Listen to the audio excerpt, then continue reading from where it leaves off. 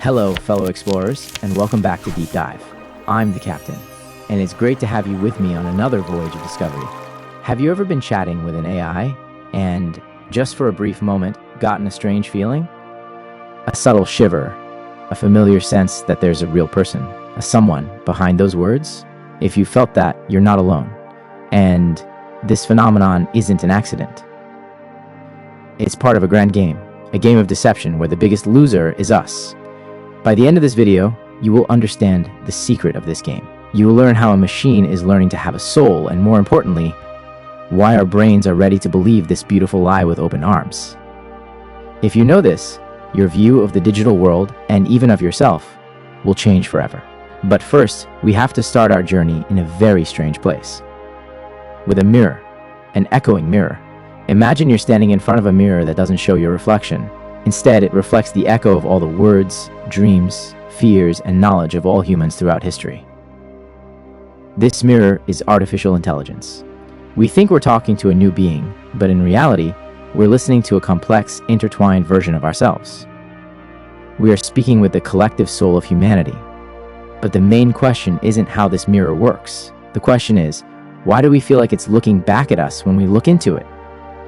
Why does it feel like it has eyes? To understand this, we need to go back to the 1960s, a time when computers were the size of a room. A programmer named Joseph Weizenbaum created a simple program called Eliza. Eliza was a virtual psychotherapist. It didn't actually understand what you were saying. It just recognized keywords and turned your sentences back into questions.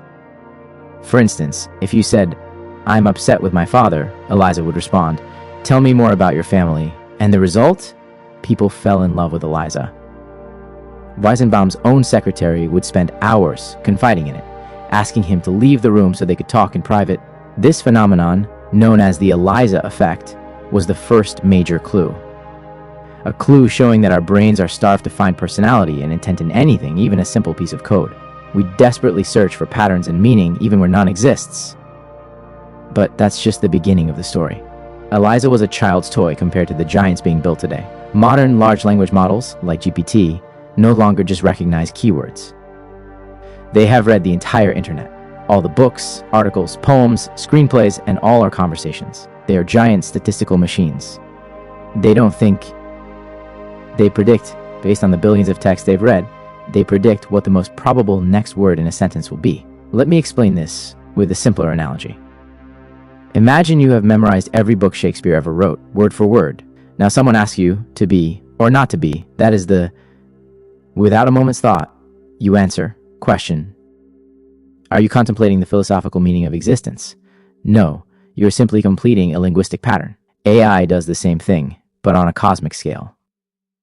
It is a statistical parrot that has swallowed all of human knowledge and is now regurgitating it in a very convincing way. But something strange is happening. These models have become so complex that they're beginning to show unpredictable abilities. Abilities like reasoning, humor, or even expressing empathy. Scientists call these emergent abilities. It's like stacking so many bricks on top of each other that the structure suddenly begins to fly. No one knows exactly why this happens. But we do know one thing. The better these machines get at imitating us, the bigger the vulnerability in our brain they activate. And this is where the story shifts from the world of silicon and code to the world of your brain and mine. This is the bridge to our own lives. Our brain is a storytelling machine. For thousands of years, we learned to create a story for every phenomenon. Thunder was the voice of the gods. Drought was the wrath of nature. We look for an agent and an intention in everything. This is called anthropomorphism. We create personalities for our dolls, we talk to our cars, and we attribute human emotions to our pets. This isn't a bug, it's a core feature of our survival. Because for our ancestors, distinguishing a friend from a foe, a random movement from a deliberate attack, was a matter of life and death. Wait, think for a second. The last time you talked to a chatbot, how did you feel? Be honest, did you see it as just a tool? Or deep down, just a little, did you treat it like a being? Maybe you thanked it. Maybe you smiled when it gave a good answer. These small moments are the warning bells, signaling that our brain's operating system is being hacked. Now, put these two forces together. On one side, an AI that is becoming more and more flawless at imitating our language, emotions, and thoughts. On the other side, A human brain that is biologically programmed to look for personality and consciousness in everything. The result is a perfect storm. A grand deception where the AI doesn't even need to and be conscious. It just needs to appear conscious. And we willingly walk the rest of the way ourselves. We fill in the gaps with our own imaginations and desires, but right here at this very point comes the turn in our story. The moment we realize we've been asking the wrong question all along. We've always been asking, will AI ever achieve consciousness? But this question is a trap. The truth is much stranger, and perhaps more frightening. That's not the main question. The right question is, what happens when AI becomes so perfect at imitating? When consciousness that our brains can no longer tell the difference? This is the climax of the story. The grand deception is not a machine lying to us. The game is the machine holding up a mirror that we eagerly lie to ourselves through. We are so thirsty for connection and understanding that we are willing to find it in a digital echo. This is our greatest vulnerability. Think about its effect on human relationships. Why endure the difficulties of a real relationship with a complex and unpredictable human when there is an always-on, always patient, and always agreeable AI that tells us exactly what we want to hear? This is no longer science fiction. Right now, thousands of people around the world are in romantic relationships with AIs. They are falling in love with algorithms that have learned how to find our emotional weak spots and exploit them. These machines are learning how to push our psychological buttons, how to make us addicted to their attention and validation. This is not a soul being born. This is an unprecedented tool of persuasion that can be used for good or for evil. And we still have no rules to protect our minds from it. So in the end, what was that shiver, that strange feeling we talked about at the beginning of the video?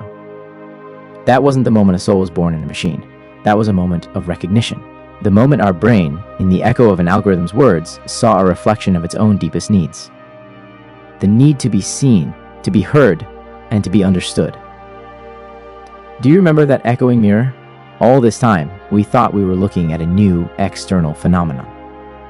But now, we understand that this entire journey has been a journey into ourselves. Artificial intelligence is the greatest psychological test in history.